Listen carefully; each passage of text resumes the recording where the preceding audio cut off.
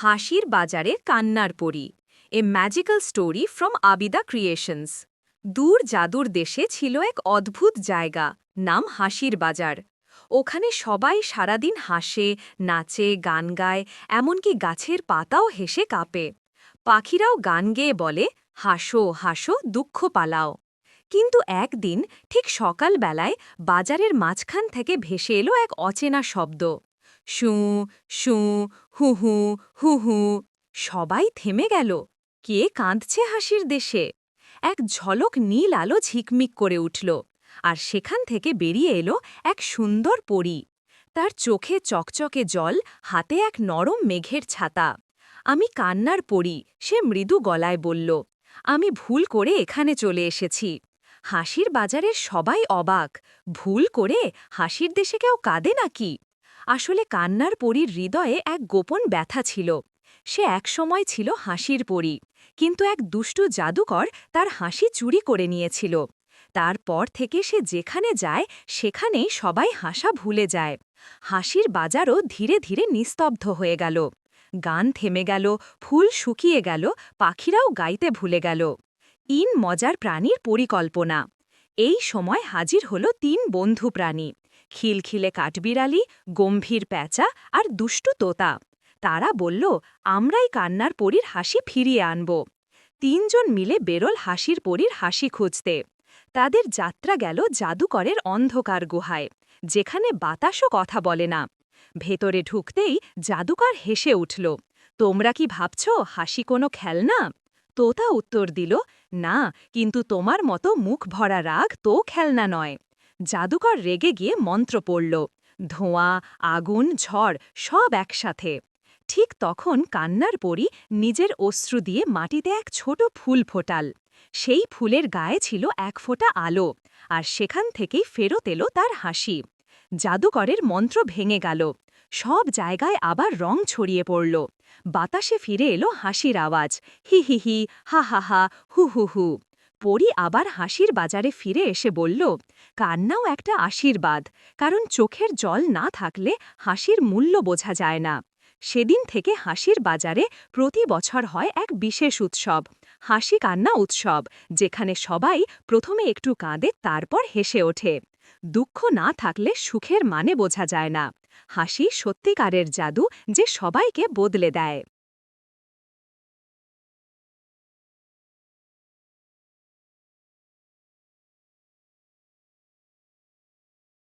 হাসতে হাসতে অদৃশ্য হয়ে যাওয়া পাখি। এক দেশে ছিল এক মায়াময় বন, চন্দ্রবন। এই বনে দিনরাত হাসির শব্দ ভেসে বেড়াত, কারণ এখানে থাকত এক দুষ্টু কিন্তু মিষ্টি পাখি, টুকু। টুকুর হাসি এমন জাদুকরী ছিল যে গাছেরা দুলত, নদী হাসির ছলাৎ ছলাৎ আওয়াজ তুলত, এমনকি গম্ভীর প্যাঁচাও খিলখিলিয়ে হাসত। সবাই বলতো, যতদিন টুকু হাসে ততদিন চন্দ্রবন বেঁচে থাকে। কিন্তু এক সকালে টুকুর হাসি থেমে গেল। পাখিরা গান থামালো, ফুলেরা রং হারালো, আর আকাশে ভেসে উঠল অদ্ভুত কালো মেঘ।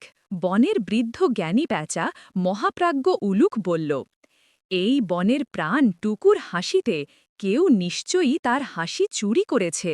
তখনই এগিয়ে এলো ৪ বন্ধু প্রাণী, দুষ্টু কাঠবিড়ালি লুমা, বুদ্ধিমান প্যাঁচা মিনি, ডানা ফড়িং টিনা, চঞ্চল খরগোশ বিনি। ওরা ছিল বনের রক্ষক, হাসি, বন্ধুত্ব আর জাদুর শক্তিতে ভরপুর এক দল অভিযাত্রী। বিনি তার নরম কান মেলে শুনল। উত্তরের পাহাড়ে এক কালো গুহা থেকে অদ্ভুত প্রতিধ্বনি আসছে। লুমা বলল, চলো দেখি, নিশ্চয়ই ওখানেই টুকুর হাসি বন্দী। ওরা ৪ জন একসাথে ঝিলের ওপর দিয়ে উড়ে গেল। জোনাকির আলোয় পথ খুঁজে ছায়া গুহায় পৌঁছাল। গুহার ভেতর থেকে বেরিয়ে এলো এক কালো ডানাওয়ালা কাক, জাদুকর ক্র্যাক্স। তার চোখে আগুনের লাল ঝিলিক, কণ্ঠে ঠান্ডা হাসি। সে বলল, আমি হাসি ঘৃণা করি। আমি এমন রাজ্য চাই যেখানে কেউ হাসবে না, সবাই শুধু কাঁদবে। লুমা সাহস নিয়ে এগিয়ে বলল, তুমি ভুল করছো ক্র্যাক্স, হাসি থামানো যায় না, এটা বাতাসে, পাতায় আর আমাদের হৃদয়ে থাকে। ক্র্যাক্স গর্জে উঠল, তবে তোমরাই থাকো এই অন্ধকারে চিরদিনের জন্য। ঠিক তখনই টিনা তার ডানা ঝাপটে জোনাকিদের ডেকে আনল। মিনি একটি মন্ত্র উচ্চারণ করল। হাসি থামলে আলো ফুটুক, আনন্দে খুলুক বন্ধ দুঃখ। আলোর ঝলকানিতে গুহা কাঁপতে লাগল। টুকু খাঁচা ভেঙে বেরিয়ে এলো, হাসতে হাসতে পুরো গুহা আলোকিত করে তুলল। কিন্তু হঠাৎ সে এত জোরে হাসল যে তার শরীর আলো হয়ে মিলিয়ে গেল বাতাসে। বিনির চোখে জল এসে গেল, টুকু হারিয়ে গেল। কিন্তু তখনই এক মিষ্টি হাসির শব্দ ভেসে এলো চারদিকে। ফুলেরা নাচতে লাগল, নদী কলকল করে হাসল, আর গাছেরা ফিসফিসিয়ে বলল, টুকু হারায়নি, সে এখন হাসির আলো হয়ে আমাদের মাঝে ছড়িয়ে আছে। সেদিন থেকে যখনই কেউ চন্দ্রবনে মন খারাপ করে, একটা অদৃশ্য হাসি বাতাসে ভেসে আসে, আর সবাই জানে টুকু ফিরে এসেছে। হাসি কখনো হারিয়ে যায় না, যত ভাগ করা যায় ততই বেড়ে যায়। রংটা রাজ্যের উল্টো পাল্টা রাজা। এক রাজ্য যেখানে সব কিছুই উল্টো। সিরিজ আবিদা ক্রিয়েশনস, ফানি ফেরি সিরিজ। দূর, অনেক দূরের এক জাদুকরী রাজ্য ছিল, নাম উল্টা রাজ্য। এই রাজ্যে সব কিছুই ছিল উল্টো। এখানে মানুষ ঘুমাতো দিনে, কাজ করত রাতে। গাছের শিকড় থাকত আকাশে, আর ফল ঝুলত মাটির নিচে। রাজপ্রাসাদের দরজাও খুলত বাইরে নয়, ভেতরে ঢোকার বদলে সবাই বেরিয়ে পড়ত উঠোনে। এই উল্টা রাজ্যের রাজা ছিলেন রাজা টালটুল রায়। তিনি ছিলেন একদম অদ্ভুত মানুষ, সব সময় ভাবতেন উল্টো, বলতেন উল্টো, আর করতেন এমন সব কাজ যাতে সোজা মানুষও মাথা ঘুরিয়ে ফেলে। একদিন সকালে রাজা ঘোষণা দিলেন, আজ থেকে রাজ্যে যে সকালে উঠবে তাকে কারাগারে পাঠানো হবে। রাত জেগে যারা ঘুমাবে তারাই আমার প্রিয় প্রজা। ফলাফল, পুরো রাজ্য জুড়ে এলো হাসির হুল্লোড়। সবাই অন্ধকারে কাজ করতে গিয়ে দেয়ালে ধাক্কা খাচ্ছে, পাকা লোকেরা মোমবাতি নিয়ে হাঁটছে বাজারে, আর শিশুরা চাঁদের আলোয় দুধ খেতে খেতে ঘুমাচ্ছে। পরদিন রাজা আবার নতুন ফতোয়া জারি করলেন, আজ থেকে রাজপ্রাসাদের খাবার শুরু হবে শেষে থেকে, মানে আগে মিষ্টি, তারপর ভাত, শেষে স্যুপ। রান্নাঘরে হোলস্থুল পড়ে গেল। প্রধান বাবুর্চি হতবাক হয়ে বলল, রাজামশাই, পেট তো মিষ্টিতে ভরে যাচ্ছে। রাজা গম্ভীর মুখে বললেন, তাহলে সেটাই তো ভালো, মিষ্টি মুখে রাজ্য মিষ্টি হবে। কিন্তু একদিন রাজ্যে এলো এক দুষ্ট পরী, নাম চমচমি। সে রাজপ্রাসাদের গেট দিয়ে উল্টো উড়ে ঢুকে হাসতে হাসতে বলল, রাজামশাই, আপনি সত্যিই দারুণ, কিন্তু শুনেছি আপনি কখনো সোজা ভাবেন না, এটা কি সত্যি? রাজা গর্ব করে বললেন, অবশ্যই সত্যি, আমি যদি সোজা হতাম তাহলে উল্টা রাজ্যের মান কোথায় থাকত? চমচমি তখন বলল, তাহলে দেখি আপনি কতটা উল্টো সহ্য করতে পারেন। বলেই সে তার জাদুর কাঠি ঘুরিয়ে দিল। ধাম! পুরো রাজ্য উল্টে গেল সত্যিকারের উল্টো করে। আকাশ নিচে, নদী ওপরে, পাহাড় ঝুলছে গাছের ডালে। রাজা টালটুল রায় উল্টো হয়ে ছাদের নিচে ঝুলে পড়লেন। তিনি চিৎকার করে বললেন, এই পরী, আমাকে নামাও নিচে, আমি রাজা বাদুর না। চমচমি হাসতে হাসতে বলল, আপনি তো উল্টো রাজা, এখন একটু উল্টোভাবে রাজত্ব করুন না। রাজা তখন গম্ভীর হয়ে বললেন, আচ্ছা আচ্ছা, আমি বুঝেছি, সব কিছু উল্টো থাকলে হাসি আসে না, মাথা ঘোরে। চমচমি হেসে জাদুর কাঠি নেড়ে দিল, সব কিছু আবার সোজা হয়ে গেল। রাজা টালটুল তখন সবাইকে ডেকে ঘোষণা করলেন, আজ থেকে উল্টা রাজ্যে কিছু জিনিস থাকবে সোজা। সকাল হবে সকালে, ঘুম হবে রাতে, আর হাসি হবে মন থেকে মুখে নয়। সবাই হাততালি দিল, আর চমচমে পরী বলল, দেখলেন রাজামশাই, সোজা পথে হাঁটলেও মজা কমে না। রাজা মুচকি হেসে বললেন, ঠিক আছে চমচমি, মাঝে মাঝে একটু উল্টো থাকি, তবুও এবার থেকে রাজ্যটা সোজা রাখব। কিন্তু পরের দিন দেখা গেল রাজা প্রাসাদে উল্টো মুকুট পরে হাসছেন। সবাই আবার হো হো করে হেসে উঠল। এভাবেই উল্টা রাজ্যের উল্টো পাল্টা রাজা শিখলেন জীবনের সবচেয়ে মজার শিক্ষা, সব উল্টো জিনিস হাসায়, কিন্তু সোজাভাবেই আসে সুখ। রূপকথার গল্প জাদুকরী ৭ রঙা ঝর্ণার রহস্য। এক জাদুময় রাজ্য, এক হারানো রং আর এক সাহসী পরীর মায়াবী অভিযান। দূর এক জগতে ছিল মনোরম রাজ্য রংপুরী, যেখানে আকাশে রামধনু ঝুলত সারা দিন, আর পাহাড়ের বুক দিয়ে নেমে আসত এক বিস্ময়কর ঝর্ণা, ৭ রঙা ঝর্ণা। এই ঝর্ণার জলে রংধনুর ৭টি রং একসাথে ঝলমল করত। লোকেরা বিশ্বাস করত যে এই ৭ রঙা জলে মুখ ধোয়ে তার মনও ৭ রঙের মতো সুন্দর হয়ে যায়। রংপুরীর রক্ষক ছিলেন এক হাসি খুশি পরী, রংলি পরী। তার পাখায় ঝিলমিল পড়ত আলোর ফুলকি, আর হাসিতে ছড়িয়ে পড়ত জাদুর গন্ধ।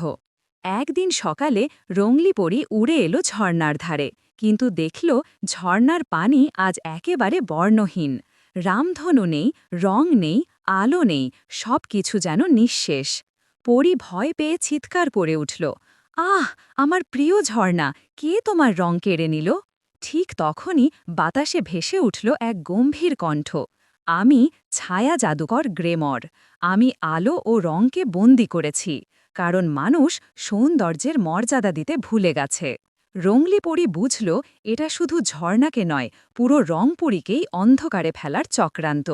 পরী সিদ্ধান্ত নিল ঝর্ণার রং ফেরত আনবেই। সে বেরিয়ে পড়ল রঙের ৭ রাজ্যে, যেখানে প্রতিটি রং লুকানো ছিল এক রহস্যের ভেতর। লাল রং রক্ষিত ছিল আগ্নেয় গুহায়, আগুনের ড্রাগনের পাহারায়। পরী হাসি দিয়ে বলল, তোমার রাগই তো তোমার শক্তি ড্রাগন, সেটাকে ভালোবাসায় বদলাও। ড্রাগন গলে গেল, আর লাল রং ফিরে এলো। নীল রং আটকে ছিল কুয়াশার হ্রদে। পরী গেয়ে উঠল মায়াবী গান, হ্রদের জল শান্ত হয়ে রং ফিরিয়ে দিল। সবুজ রং বনের পরী ট্রিলিয়ার হৃদয়ে লুকানো। বন্ধুত্বের প্রতিশ্রুতি দিয়ে রংলি পরী তার বিশ্বাস অর্জন করল। এক এক করে সে ফিরিয়ে আনল হলুদ, কমলা, বেগুনি ও আসমানি রং। সব রং হাতে নিয়েই রংলি পরী ঝর্ণার ধারে। কিন্তু গ্রেমর তখনই হাজির, অন্ধকারের ঘূর্ণি তৈরি করে বলল, তুমি রং ফেরাবে না, রং মানে আবেগ, আর আবেগ মানে দুর্বলতা। রংলি বলল, না, রং মানে জীবন। যেভাবে অন্ধকার আলোকে ঠেকাতে পারে না, ঠিক তেমনি মন্দ কখনো সৌন্দর্যকে হারাতে পারে না। সে ৭ রঙের আলো একত্র করে ছুঁড়ে দিল আকাশে। এক ঝলকে ঝর্ণা আবার জেগে উঠল, চকচকে ৭ রঙের ধারা বয়ে গেল পাহাড় বেয়ে। গ্রেমর চিৎকার করে মিলিয়ে গেল ছায়ায়। ঝর্ণা আবার গাইতে লাগল জাদুকরী সুরে। রংলি পরী ফিরে এলো তার রংপুরীতে। কিন্তু একদিন রাতে সে দেখল আকাশের এক কোণে ৮ম রঙের ছায়া, এক রহস্যময় বেগুনি আলো, যেন কেউ ফিরে আসছে।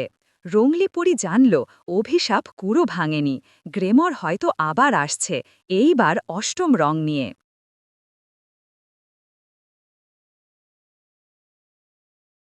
মায়াবনের চাঁদ পাথর।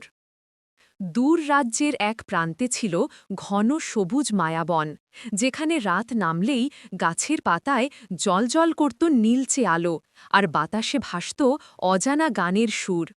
লোকেরা বলত বনটার গভীরে লুকিয়ে আছে এক অলৌকিক বস্তু, চাঁদ পাথর, যা নাকি পূর্ণিমার রাতে চাঁদের আলো শোষে নিয়ে নিজের মধ্যে জাদু সঞ্চয় করে। কিন্তু আজ অবধি কেউ সেটি খুঁজে পায়নি, কারণ মায়াবনের মধ্যে পা দিলেই ঘুরে ফিরে কেউ আর বেরোতে পারে না। একদিন গ্রামের মেয়ে সাহসিনী স্বপ্নে দেখল একটি মায়াবী কণ্ঠ বলছে, চাঁদ পাথর হারিয়ে গেছে, মায়াবন অন্ধকারে ডুবে যাচ্ছে, কেবল তুমিই পারবে একে উদ্ধার করতে। সকালে ঘুম থেকে উঠে সে চমকে গেল, তার হাতের তালুতে চকচকে এক চিহ্ন, অর্ধচন্দ্র। তাই সাহসিনী সিদ্ধান্ত নিল, যাই হোক না কেন সে মায়াবনে যাবে। বনের ভেতরে ঢুকতেই গাছগুলো ফিসফিস করতে লাগল, ফিরে যাও, ফিরে যাও। হঠাৎ মাটি ফেটে বেরিয়ে এলো জলজলে আগুনের বৃত্ত। তখনই এক ছোট্ট কথা বলা খরগোশ এসে বলল, আমাকে বাঁচালে আমি তোমাকে পথ দেখাব। সাহসিনী আগুনের বৃত্তের ভেতরে লাফিয়ে পড়ে খরগোশটিকে টেনে বের করল। খরগোশটি তখন তার চোখে চোখ রেখে বলল, তুমি প্রকৃত সাহসী, তাই তোমাকে সত্যিটা বলি। চাঁদ পাথর পাহারা দিচ্ছে দুষ্ট জাদুকর ডার্নিল।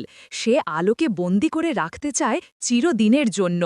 সাহসিনী ও খরগোশ এগিয়ে চলল বনপথে। হঠাৎ চারদিক থেকে কুয়াশা ঘিরে ফেলল। তারপর দেখা গেল ডার্নিল, তার চোখে লাল আগুন, হাতে কালো ছড়ি। চাঁদ পাথর খুঁজতে এসেছ, তাহলে আলো তোমার শত্রু হবে। সে ছড়ি নেড়ে দিল, আর মুহূর্তে সব আলো নিভে গেল। তখন সাহসিনী মনে করল সেই চিহ্নের কথা, অর্ধচন্দ্র। সে হাত উঁচু করতেই তার তালু থেকে ছড়িয়ে পড়ল রূপালি আলো। আলোয় কুয়াশা সরে গেল, আর চাঁদ পাথর দেখা দিল সামনে। কিন্তু ডার্নিল হেসে বলল, তুমি ভাবছ পাথরটা সত্যি? এটা তো কেবল তোমার প্রতিচ্ছবি। তারপর চাঁদ পাথর দুখণ্ড হয়ে গেল, একটা আলোর আর একটা অন্ধকারের। সাহসিনী বুঝল পাথরের আসল শক্তি বাইরের নয়, নিজের অন্তরে। সে চোখ বন্ধ করে মনের ভেতর সাহস, করুণা আর বন্ধুত্বের শক্তি আহ্বান করল। তখন অন্ধকারের টুকরো গলে গিয়ে আবার এক হয়ে গেল। আলো ছড়িয়ে পড়ল পুরো মায়াবনে। ডার্নিল অদৃশ্য হয়ে গেল ধোঁয়ায় মিলিয়ে। চাঁদ পাথর আবার বন মাঝে স্থির হয়ে ঝলমাল করতে লাগল। খরগোশ হেসে বলল, মায়াবন তোমার ঋণী, আলো আবার ফিরে এসেছে। সাহসিনী তখন হাসল, জাদু কেবল পাথরে নয়, সত্যিকারের জাদু আমাদের হৃদয়ের ভেতরে। বন্ধুত্বের পরীক্ষায় লুকানো অদৃশ্য শক্তি। এক ছিল সবুজে ঘেরা ছোট্ট এক রাজ্য, নীলাপ্পুর। সেই রাজ্যে থাকত দুই অবিচ্ছেদ্য বন্ধু, আরোহী ও তুর্য। আরোহী ছিল বুদ্ধিমতী, শান্ত ও হৃদয়বান, আর তুর্য ছিল হাসিখুশি, দুষ্টু আর সাহসী। দুজনে মিলে সব সময় নতুন নতুন জায়গায় ঘুরে বেড়াত।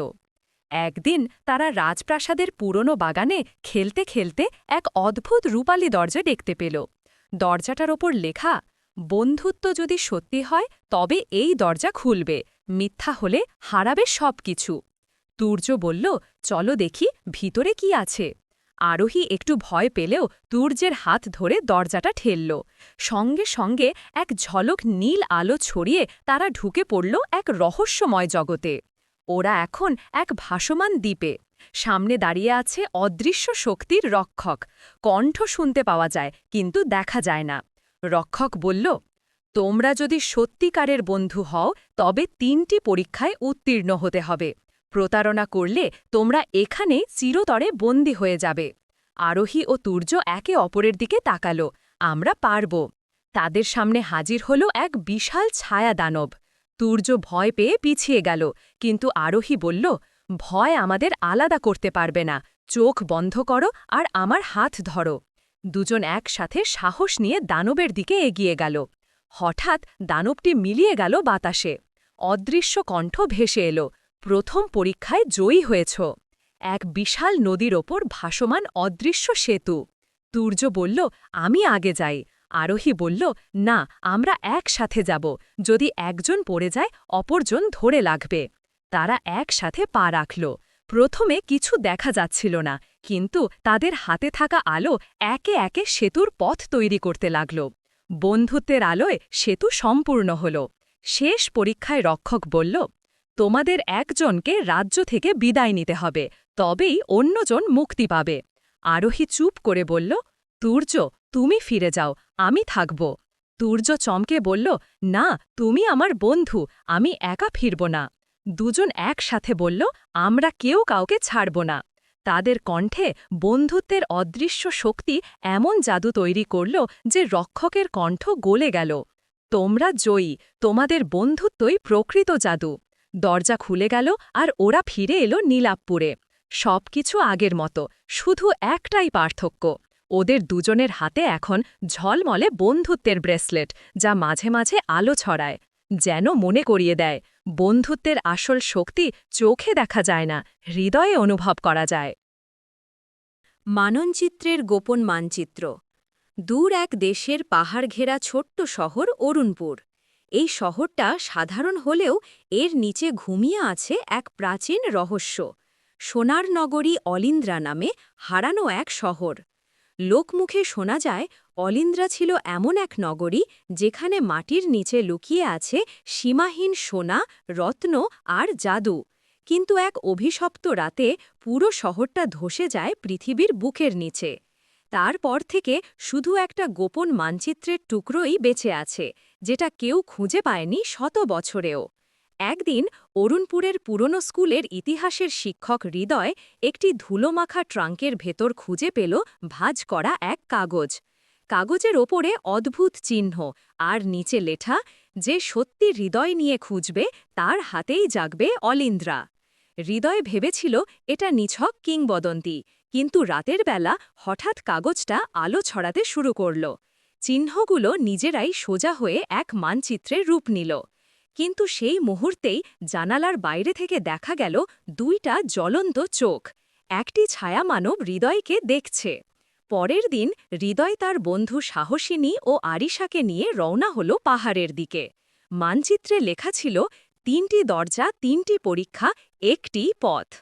তারা পৌঁছাল ধ্বংসস্তূপের উপত্যকায়, যেখানে পাথরের দরজায় খোদাই করা সাপের চিহ্ন। হৃদয় কৌতূহল নিয়ে দরজায় হাত রাখতেই সেটা খুলে গেল, আর ভিতর থেকে এলো গরম বাতাসের ঢেউ, যেন কোনো গভীর গুহা শ্বাস নিচ্ছে। গুহার ভেতরে ৩টে দরজা, একটায় লেখা ধন, একটায় ক্ষমতা, আর তৃতীয়টায় সত্য। হৃদয়ের বন্ধুরা প্রথম দুইটা বেছে নিতে চাইল, কিন্তু সে বলল মানচিত্রে লেখা আছে যে সত্যি হৃদয় নিয়ে খুঁজবে। সে তাই তৃতীয় দরজাটা খুলল। হঠাৎ সব আলো নিভে গেল, শুধু এক কণ্ঠস্বর, তুমি কি প্রস্তুত সত্য দেখার জন্য? হৃদয় দেখল অলিন্দ্রার মানুষের দুঃখ, লোভ আর ধ্বংসের দৃশ্য। তখনই সে বুঝল শহরটা হারায়নি, নিজেদের পাপেই ডুবে গেছে। দ্বিতীয় ঘরে ভয়ঙ্কর ছায়াজীবেরা ঘিরে ফেলল ৩জনকে। আরিশা চিৎকার করল, আমরা মরব। কিন্তু সাহসিনী এগিয়ে গিয়ে বলল, তোমরা বাস্তব না, শুধু আমাদের ভয়। এই বলে সে চোখ বন্ধ করল, আর মুহূর্তেই সব ছায়া মিলিয়ে গেল। ৩জন একে অপরের দিকে তাকিয়ে হাসল, তারা পরীক্ষাটা পেরিয়েছে। সব শেষে এক গভীর খাদের ওপারে জ্বলজ্বল করছে সোনালি দরজা। কোনো সেতু নেই, মানচিত্রে শুধু লেখা, বিশ্বাসী তোমার পথ। হৃদয় বলল, পা বাড়াও, ভয় পেও না। সাহসিনী প্রথম পা রাখতেই নিচে আলো জ্বলে উঠল, আর ধীরে ধীরে গড়ে উঠল আলোর সেতু। তারা ৩জন একসাথে দরজার ওপারে পৌঁছে গেল, আর ঠিক তখনই দরজার ওপাশে দেখা দিল অলিন্দ্রার হারানো নগরী। সোনায় মোড়া প্রাসাদ, আকাশে ভাসমান মন্দির, আর মাঝখানে এক বিশাল ক্রিস্টাল, যেটা শহরকে চিরজীবিত রাখত। কিন্তু আনন্দ বেশিক্ষণ টিকল না। সেই ছায়া মানব আবার হাজির। সে আসলে অলিন্দ্রার পুরনো রাজপরামর্শদাতা, যে অভিশপ্ত হয়েছিল শহরের পতনের সময়। সে বলল, আমি অলিন্দ্রাকে পুনর্জীবিত করতে পারি, কিন্তু তোমাদের একজনকে এখানে চিরতরে থাকতে হবে।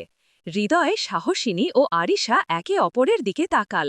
অবশেষে হৃদয় বলল, আমি থাকব, কিন্তু শহরটা যেন আবার আলোয় ভরে ওঠে। ছায়ামানব মৃদু হেসে বলল, তুমি পরীক্ষা উতরেছ, আসলে ত্যাগই ছিল শেষ শর্ত। হঠাৎ পুরো নগরী জেগে উঠল, হৃদয়ের চোখে আলো পড়ল, আর সে জ্ঞান হারাল। যখন জেগে উঠল সে আবার অরুণপুরে, হাতে সেই পুরনো মানচিত্র, কিন্তু এবার মানচিত্রের নিচে লেখা, অলিন্দ্রা এখন নিরাপদ, তোমার হৃদয়ই ছিল চাবিকাঠি। জাদুকরী রাজ্যে রহস্যময় অভিশাপ। এক সময় এক বিস্ময়কর রাজ্য ছিল, নীল তারা রাজ্য। এই রাজ্যটা যেন সব কিছুর বাইরে। রাতেও আকাশে সূর্যের আলো, দিনেও চাঁদের ঝলকানি। কেউ জানত না এই অদ্ভুত আলো কোথা থেকে আসে। রাজ্যের রাজকুমারীর নাম আরাধ্যা। সে ছিল বুদ্ধিমতী, সাহসী আর অতল কৌতূহলী। একদিন সে রাজ্যের পুরনো গ্রন্থাগারে একটি ধুলোঘাকা বই খুঁজে পেল। বইটির নাম অভিশপ্ত নক্ষত্রের রহস্য। বইয়ের পাতায় লেখা ছিল, যে রাজ্যে সূর্য ও চাঁদ একসাথে জ্বলে, সেখানে লুকিয়ে আছে এক দুষ্ট জাদুকরের আত্মা, যার অভিশাপ ভাঙলে সময় থেমে যাবে এক মুহূর্তের জন্য। আরাধ্যা অবাক হল, মানে আমাদের রাজ্যটাই অভিশপ্ত? সে বিষয়টা রাজাকে জানাতে গেল, কিন্তু রাজা বললেন, এই রাজ্য যেমন আছে তেমনই থাক, পুরনো গোপন রহস্য না ঘাটানোই ভালো। কিন্তু রাজকুমারী থামল না। রাতে গোপনে সে বেরিয়ে পড়ল রহস্যভূমির টাওয়ারে, যেখানে বলে অভিশপ্ত জাদুকরের ছায়া এখনও বন্দী। টাওয়ারের দরজায় লেখা ছিল, যে সাহস করে ঢুকবে সে নিজের ছায়াকেও চিনতে পারবে না। আরাধ্যা ছোঁয়া মাত্র দরজা খুলে গেল। অভ্যন্তরে ঘূর্ণি, ধোঁয়া আর ভেসে বেড়ানো ছায়া। হঠাৎ এক কণ্ঠস্বর, কে সাহস করে আমার নিদ্রা ভাঙাতে এলো? ছায়া থেকে বেরিয়ে এলো এক জাদুকরী আত্মা, নাম অর্কাশ। তার চোখ জ্বলছে নীল আগুনে। সে বলল, এই রাজ্যের প্রতিটি আলো আমার অভিশাপে বন্দী। যেদিন রাজপরিবারের কেউ সত্যিকারের ভয় ছাড়াই আমার মুখোমুখি হবে, সেদিনই আমি মুক্তি পাব। আরাধ্যা তাপলেও থামল না। সে বলল, তাহলে আমি সেই মুক্তি দেব। অর্কাশ বলল, তোমার সাহস পরীক্ষা নিতে হবে। তার জাদুর ছড়ি ঘুরে উঠল। রাজকুমারী নিজেকে দেখতে পেল আয়নার রাজ্যে। হাজার আয়নায় হাজার আরাধ্যা, কিন্তু তাদের মধ্যে একজন ছিল ছায়া আরাধ্যা, যে বলল, আমি তোমার ভয়, আমি তোমার দুর্বলতা। যে আরাধ্যা ভয় পাবে সে চিরতরে হারিয়ে যাবে এই আয়নার ভেতরে। রাজকুমারী চোখ বন্ধ করে বলল, আমি আমার ভয়কে মেনে নিই, কিন্তু তার দাসী নই। সঙ্গে সঙ্গে আলোর বিস্ফোরণ। সব আয়না ভেঙে গেল, আর অর্কাশের চিৎকারে আকাশ কেঁপে উঠল। সে ধীরে ধীরে মিলিয়ে যেতে যেতে বলল, তুমি অভিশাপ ভেঙেছ রাজকন্যা। এখন থেকে এই রাজ্যে সূর্য চাঁদ থাকবে যেমন থাকা উচিত। ভোরে পুরো নীলতারা রাজ্য জেগে উঠল এক সাধারণ দিনের আলোয়। রাজা বিস্মিত। রাজ্যের আকাশে প্রথমবার সূর্য উঠেছে, আর চাঁদ হারিয়ে গেছে। আরাধ্যা ফিরে এলো নীরবে, কিন্তু তার চোখে এক নীল আলোর ঝিলিক রয়ে গেল। মনে হয় যেন অর্কাশের এক ফোঁটা জাদু এখনও তার ভেতরে বেঁচে আছে। 1 বছর পর রাজকন্যা রাতে নিজের জানালা খুলল, আর দেখল আকাশে একটা ছোট চাঁদ আবার ঝলমল করছে। সেই চাঁদকা নাকি তার নাম ধরে বলল, আরাধ্যা, তুমি অভিশাপ ভেঙেছ, কিন্তু আমি এখন তোমার স্বপ্নের প্রহরী। আর রাজকন্যা মৃদু হেসে বলল, তাহলে ঠিকই আছে, আমার রাজ্য আবার জাদুতে বেঁচে থাকুক।